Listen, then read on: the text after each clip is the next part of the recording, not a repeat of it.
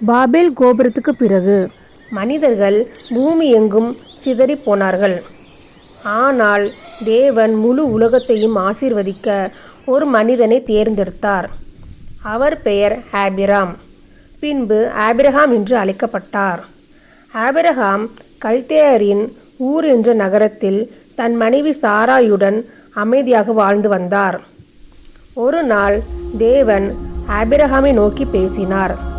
உன் தேசத்தையும் உன் உறவினர்களையும் உன் தந்தையின் வீட்டையும் விட்டு நான் காட்டும் தேசத்திற்கு புறப்படு. நான் உன்னை ஒரு பெரிய ஜாதியாக்குவேன். உன்னை ஆசீர்வதிப்பேன். உன்னால் எல்லா ஜாதிகளும் ஆசீர்வதிக்கப்படும். ஆபிரகாமிடம் ஒரு வரைபடம் இல்லை. எங்கே போகிறோம் என்று தெரியாது.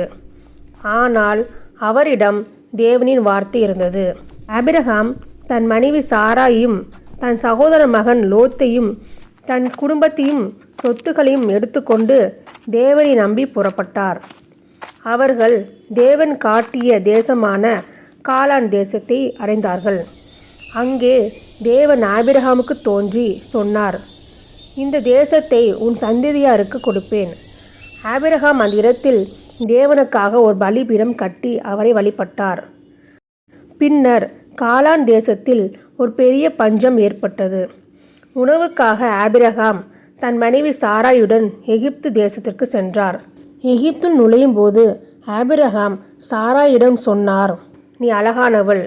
நீ என் மனைவி என்று தெரிந்தால் என்னை கொன்று விடுவார்கள். என் சகோதரி என்று சொல். இது நம்பிக்கையால் அல்ல, பயத்தால் வந்த முடிவு. எகிப்தில் சாராயின் அழகு பார்வோனுக்கு தெரிய வந்தது. அவன் பார்வோனின் அரண்மனைக்கு அழைத்து செல்லப்பட்டாள். சாராயின் காரணமாக ஆபிரகாமுக்கு செல்வமும் மரியாதையும் கிடைத்தது. ஆனால் தேவன் சாராயின் காரணமாக பார்வோனின் வீட்டில் பெரிய துன்பங்களை அனுப்பினார். அப்பொழுது பார்வோன் ஆபிரகாமை அழைத்து கேட்டார், நீ ஏன் உண்மையை சொல்லவில்லை? இவள் உன் மனைவிதானே? பார்வோன் சாராயை ஆபிரகாமிடம் திருப்பி கொடுத்து அவர்களை எகிப்திலிருந்து வெளியே அனுப்பினார். தேவன் சாராயையும் தன் வாக்குறுதியையும் பாதுகாத்தார்.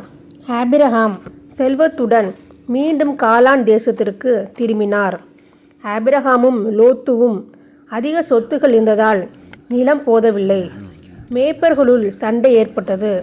அப்பொழுது ஆபிரகாம் லோத்தை அழைத்து சொன்னார், நமக்குள் சண்டை வேண்டாம். நீ எந்த பக்கம் போக விரும்புகிறாயோ அந்த பக்கம் போ. நீ தேர்வு செய். லோத் பசுமையான யோர்தான் சமவெளியை தேர்ந்தெடுத்தார். ஆபிரகாம் அமைதியை தேர்ந்தெடுத்தார். தேவனை நம்பினார்.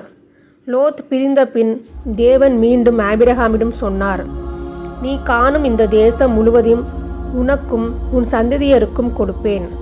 உன் சந்ததி பூமியின் தூள் போல அதிகமாகும். ஆபிரகாம் மம்ரே என்ற இடத்தில் குடியேறி அங்கேயும் தேவனுக்காக ஒரு பலிபீடம் கட்டினார். ஆபிரகாம் சிறந்தவன் அல்ல. அவன் சில நேரம் பயந்தான்.